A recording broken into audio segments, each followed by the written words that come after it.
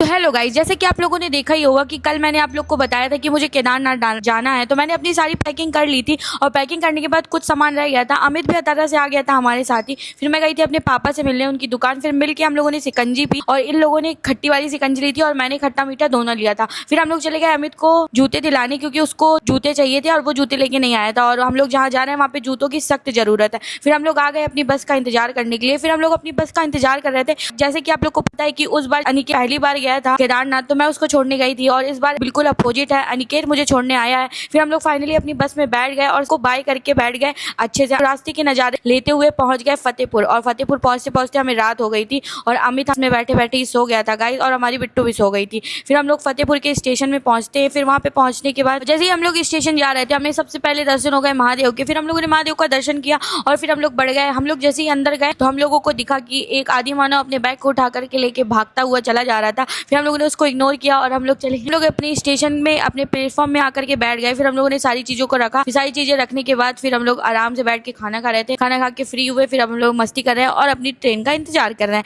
मिलते हैं next vlog में। जल्दी जल्दी मुझे फॉलो कर लीजिए, आप लोग को पूरी इन्फॉर्मेशन मिलने वाली है केदारनाथ की।